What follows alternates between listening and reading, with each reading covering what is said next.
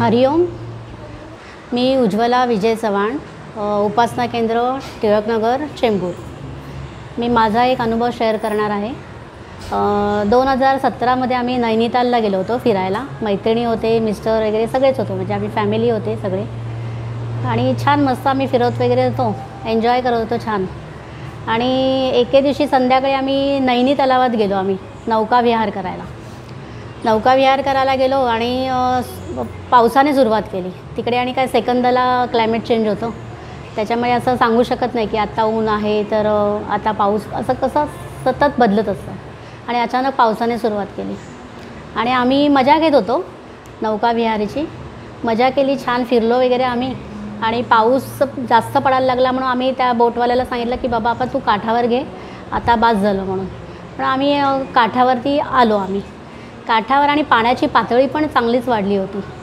आणि आम्ही काठावरती आलो आणि थोडीशी बोट काठापासून थोडीशी लांब होती. आणि बोटीमध्ये आम्ही 4 जणी होतो. आम्ही 4 मैत्रिणी होतो. आम्ही 2 म्हणजे समोर आम्ही दोघी बसलो होतो, 2 समोर अशा 2 इथे अशा बसलो होतो. त्याच्यामध्ये आम्ही दोघी होते, त्या मैत्रिणी आम्ही दोघी उतरलो. आम्ही काठावर येऊन आम्ही उभं राहिलो. आणि माझ्या 2 मैत्रिणी होत्या, त्या थोड्या हेल्दी होत्या दोघी पण अशा. आणि बोटवाला जो होता त्याचा थोडासा बॅलन्स गेला, काय कळत नाही.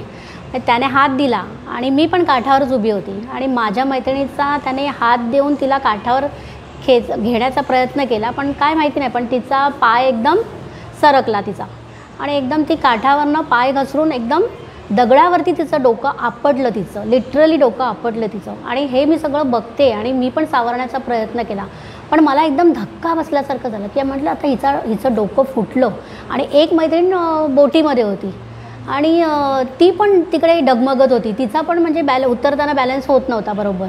मग ते सगळं बघून ना मी अशी घाबरल्यासारखी झाली एकदम. म्हटलं बापरे काय होतं हे असं. आणि मग मी तिला पटकन उचललं, तिचं डोकं मी घासलं हाताने चांगलं व्यवस्थित, टेंगूळ येऊ दिलं नाही इतका, म्हणजे बराच वेळ मी तिचं डोकं घासलं व्यवस्थित. तिला उभं केलं, तिला विचारलं, म्हटलं बरी आहेस ना तू. ती बोलली हां ठीक आहे, मैं अच्छा आहे, मैं कुछ हुआ नाही, असं ती मला मैत्रीण म्हणाली. आणि दुसरी मैत्रीण होती, तिला पण सावरलं कसं, ती पण आली बाहेर, म्हणजे ती पण पडणारच होती पाण्यामध्ये, म्हणजे बुडणारच होती. हे सगळं झालं. आणि तिथून मग तिला सावरत आम्ही हॉटेलकडे निघालो आम्ही. आणि निघताना माझं प्रेशर वाढत चाललं, पण ते सगळं जे दृश्य मी पाहिलं ना त्याचा मला एकदम धसका बसला एकदम. आणि माझं प्रेशर वाढायला लागलं एकदम. आणि मला काही सुचत नव्हतं, म्हणजे श्वास एवढा लागला मला.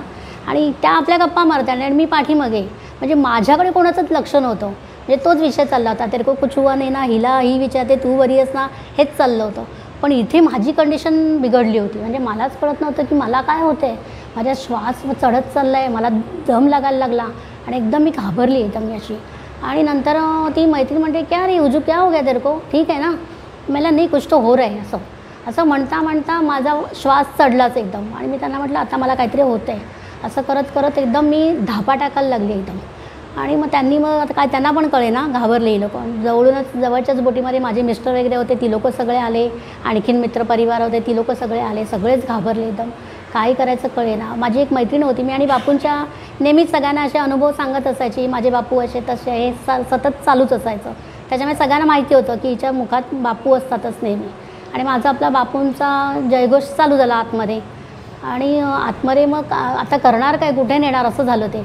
पण काय माहिती नाही, एक समोर हॉटेल दिसलं. आम्ही त्या हॉटेलच्या बाहेरच थोडीशी अशी जागा होती, थोडंसं एक सोफा आणि 2 खुर्च्या होत्या. मी तिकडे गेले आणि मी लिटरली माझं अंग असं टाकूनच दिलं खाली जमिनीवरच, मला कारण श्वासच घेता येत नव्हता. तर मग तो हॉटेलचा मालक होता, तो म्हणाला मॅडम इनको अंदर लेके आइए, मत यहाँ पे लिटाइए. आणि त्याने अक्षरशः मला आतमध्ये एक AC रूम दिला. तिथे त्यांनी मला झोपायला सोफा होता, त्या सोफ्यावर मला झोपवलं. पण मला काहीच कळत नाही, मी फक्त बापू उदी असे माझं चाललं होतं. आणि माझ्या तोंडातनं शब्द पण येत नव्हते, म्हणजे माझे ओठ वगैरे असे थरथरत होते. मला वाटलं की आता झालं, मला पॅरालिसिसचा अटॅक येणार आहे आता असं, म्हणजे मला फिलिंग होत होतं, ते असं जाणवत होतं मला एकदम. आणि एवढा मी तो धक्का असा, म्हणजे ते मला ते सारखं दिसत होतं, तिला ते लागले डोक्याला, आतून तिला काहीतरी झालं असेल असंच मी डोक्यामध्ये विचार चालले होते. आणि ते माझ्यावर एक माझी बहीण पण होती, मावस बहीण. तर तिने ते ऐकलं, ती म्हटली उदी. तिने पटकन माझी पर्स घेतली, पर्समधनं उदी काढली. तिला मी ते उदी म्हटलं, म्हणजे मला नीट बोलता पण येत नव्हतं. तिने पटकन माझ्या तोंडात उदी टाकली, पाणी पाजलं मला. आणि थोड्या वेळाने मला माझं आपलं सारखं चालू, बापू बापू बापू. मग आपली जोर मी मोठ्याने ओरडत होती, म्हणजे आतून पण नाही, जोराने ओरडत होती मी, बापू बापू बापू वाचवा. नंतर ही लोकं म्हणतात आता काय करायचं. आणि जवळजवळ 6-1 वाजले होते संध्याकाळचे. आणि हे म्हणाले आता हिला तर डॉक्टरकडे न्यायला लागेल, म्हणजे असं ठेवून चालणार नाही. आता डॉक्टर तरी एवढ्या संध्याकाळी उशिरा कोण मिळणार तिकडे. त्या साईडला कसं लवकर अंधार वगैरे होतं, त्याच्यामुळे लवकर दुकानं वगैरे बंद करून निघून जातात. तर काय माहिती नाही, पण ही लोकं गेले, माझे मिस्टर वगैरे पण ही लोकं गेले सगळे शोधायला.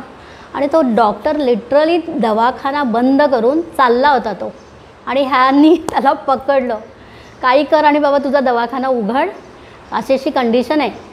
तर तो पण म्हणाला ठीक आहे इतका वेळ. आणि खरंच तो म्हणाला ही पण माझी वेळ पण नाही आहे, ह्याच्या आधीच निघून जातो मी. काय माहिती नाही कशासाठी मी थांबलो म्हणून. म्हणजे हे बापूंचंच काम ना, बापूंनी थांबवलं त्याला की बाबा माझा एक आहे इथे, माझं बाळ इथे आजारी आहे, त्याला तुला बरं करायचं आहे. या लोकांनी मला नेलं तिथे त्यांनी आणि बघितलं तर माझं प्रेशर हाय झालेलं एकदम. मग त्यांनी मला तिथे औषध वगैरे दिलं, रिलॅक्स व्हायला सांगितलं थोडं तिथे.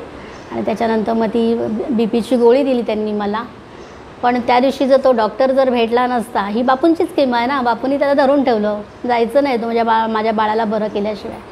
म्हणजे तो एक अनुभव. त्याच्यामध्ये आमच्या तिघींचं पण बीपी हाय झालं होतं. त्या दोघी ज्या पडणाऱ्या त्यांना पण तो प्रॉब्लेम झाला. नंतर त्यांना पण तपासलं आम्ही, प्रत्येकाला आम्हाला औषधं दिली आणि आम्ही व्यवस्थित, म्हणजे नंतर आम्ही हसत होतो, पण तो जो ती जी वेळ होती ती बापरे. पण ते बापूंनी म्हणजे मला सांभाळलं. आम्ही आणि दुसऱ्या ठिकाणी आलेलो, आपल्या गावामध्ये नाही, आपण दुसऱ्या गावात आहे आणि इथे डॉक्टर वगैरे, पण वेळेला बापूंनी सगळं डॉक्टर दिला, सगळं व्यवस्थित केलं आणि आम्ही छान व्यवस्थित आमची पिकनिक झाली आणि आम्ही परत घरी आलो. हा सुंदर अनुभव एक बापूंचा आम्हाला मिळाला. हरिओम श्रीराम अंबद नाथ सवित.